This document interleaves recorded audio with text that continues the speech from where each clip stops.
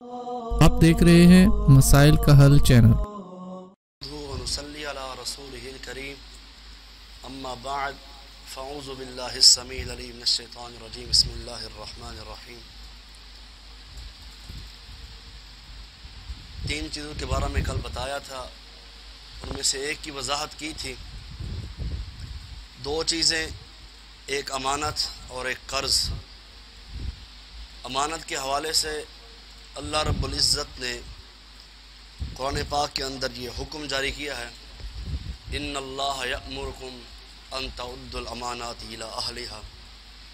اللہ فرماتے ہیں جو جن سے آپ امانت لو، تمہارا حق ہے کہ تم پھر اس کی امانت واپس کر دو۔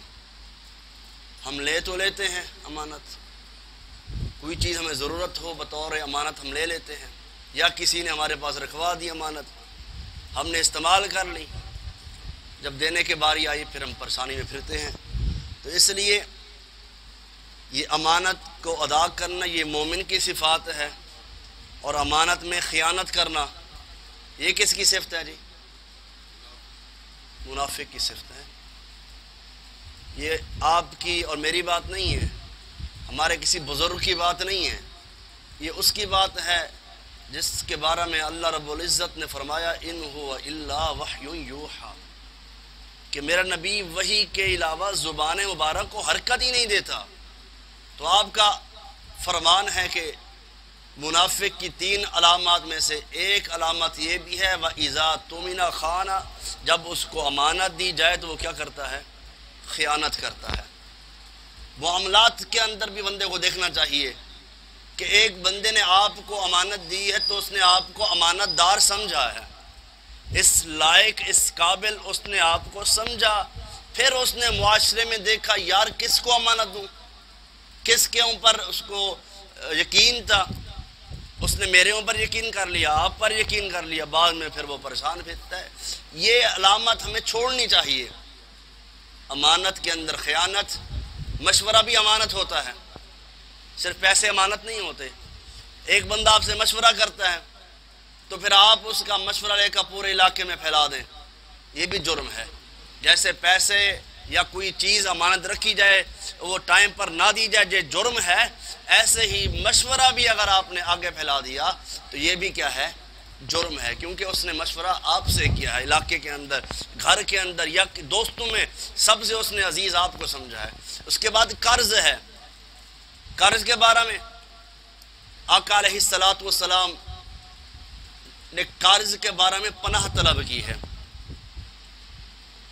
نماز کے آخری تشہد میں آقا علیہ السلام ہر تشہد میں یہ دعا پڑھتے تھے، اللہم انی اعوذ بک من عذاب القبر واعوذ بک من عذاب جہنم واعوذ بک من فتنة المسیح الدجال وَأَعُوذُ بِكَ مِن فِتْنَةِ الْمَحْيَا وَالْمَمَاتِ وَأَعُوذُ بِكَ مِنَ الْمَأْثَمِ وَالْمَغْرَمِ۔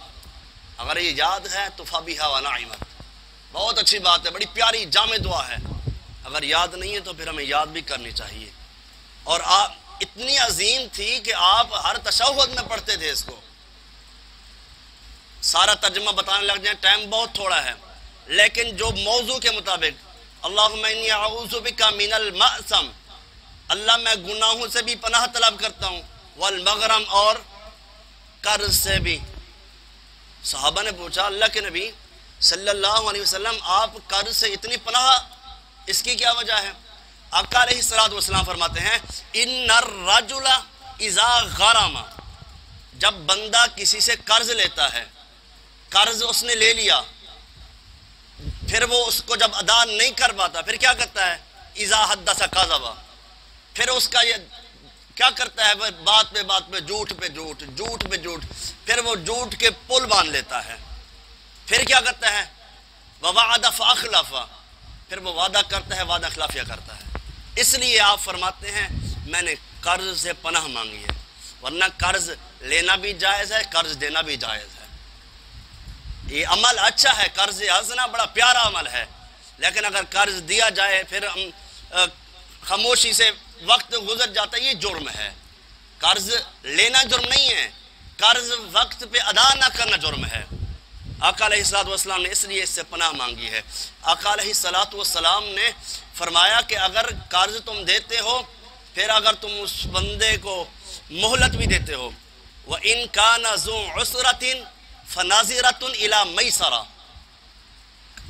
آسانی مہلت دے دو آسانی کے وقت تک، ہاں وَأَن تَصَدَّقُوا خَيْرٌ لَكُمْ، ہاں اگر تم اس کو معاف کر دیتے ہو، صدقہ کر دیتے ہو، یہ بہتر ہے۔ ان کو تم تعلمون، اگر تم جانتے ہو بندہ یار نہیں ادا کر سکے گا، اگر تمہیں یقین ہے کہ بندہ نہیں ادا کر سکتا تو پھر تمہارے اوپر اجر ہے۔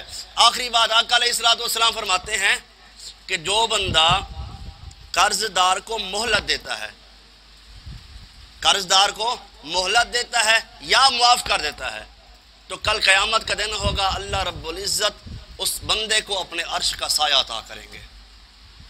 بڑی فضیلت والا عمل ہے، قرض دینا بڑا پیارا عمل ہے، لیکن قرض لے کر پھر گم ہو جانا، قرض لے کر پھر بات بھی نہ سننا، قرض لے کر نمبر ہی بند کر دینا، یہ اس سے بڑا جرم ہے۔ بڑا جرم یہ ہے کہ ایک بندے نے آپ کے ساتھ بھلائی کی اور ہمارے معاشرے نے پھر اس کی بھلائی کا کیا صلہ دیا، اس نے تنگ آ کر جو وہ نیکی کر رہا تھا اس نے نیکی بند کر دی ہے۔ بتائیں پھر اس سے کتنا دوسروں کے لیے پریشانی کا سبب بنے گا۔ ایک بندہ نیکی کر رہا ہے تو آپ کو، مجھے، جو بندہ بھی قرض لے کسی سے بھی، کسی مسلمان سے، کسی مومن سے کوئی نیکی کر رہا ہے تو قرض لینا جائز ہے، لیکن اس کی جو وقت مقرر ہے پھر اسی مقرر وقت پر ادا کیا جائے۔